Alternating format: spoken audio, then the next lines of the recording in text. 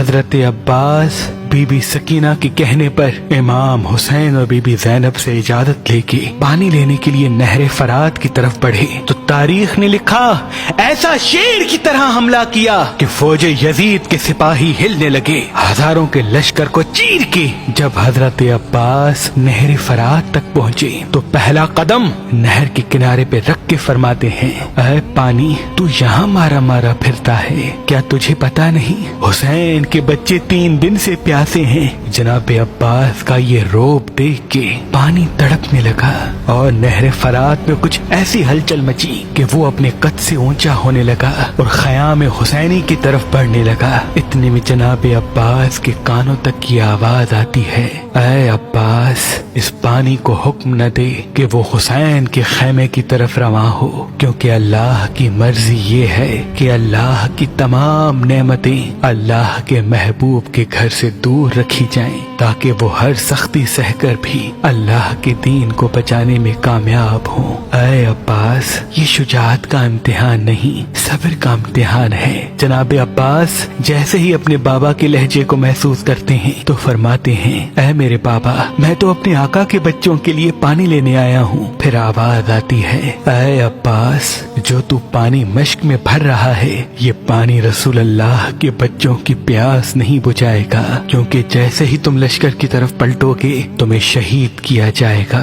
इस मश्क के पानी को जमीन पे बहाया जाएगा और आले नबी तेरे अलम को गिरते हुए देख के ज़ारो कतार रोते रहेंगे। जब ये बात जनाब अब्बास के कानों तक पहुंची तो उस वक्त आप पानी को मश्क में ले रहे थे और आपके दोनों हाथ नहर फरात में थे। आपने उस वक्त दुआ मांगी कि ऐ मेरे अल्लाह मेरी आकाज़ादी सकीना से पहले इन हाथों को पानी लगा है।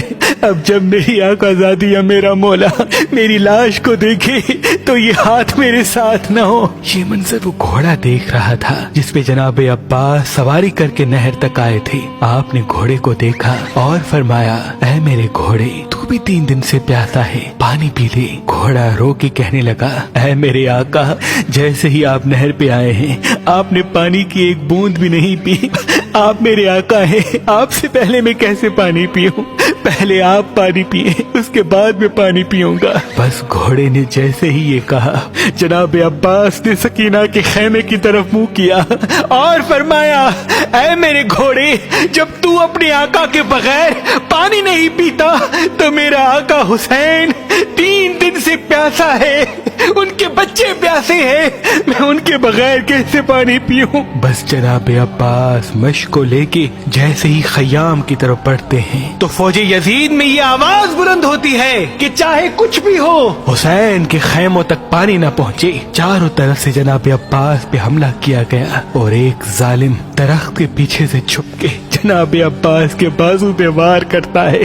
जनाब अब्बास का एक बाजू कलम हो जाता है, आप मश्क को अलम दूसरे बाजू में संभाल के तेज तेज खैमे की तरफ बढ़ते हैं। जब आपका दूसरा बाजू भी कलम हो जाता है आप मश्क को अलम अपने मुंह में संभाल के तेज तेज खैमों की तरफ बढ़ ही रहे थे कि लश्कर ने तीरों की बारिश जनाब अब्बास पे कर दी। एक तीर जनाब अब्बास की आंख में लगा, कई तीर जनाब अब्बास के जिस्म में लगे और एक तीर जनाब अब्बास की मश्क में लगा। मश्क का पानी बहने लगा। जनाब अब्बास ने जब बहते हुए पानी को देखा दूर से बीबी सकीना और इमाम हुसैन को सलाम किया।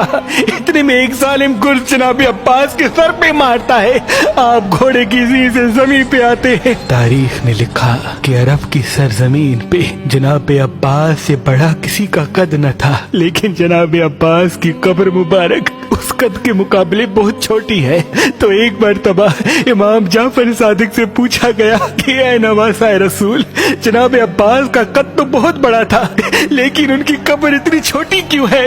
इमाम जाफर सादिक अपने सर से अमामा उतार के चीख के रो के कहते हैं कि जब मेरा अब्बास घोड़े की ज़ी से जमीन पे आया तो चारों तरफ से फौजी यजीद ऐसा हमला करती है कि जनाब عباس کا پورا جسم سے جدا کر دیتی ہے۔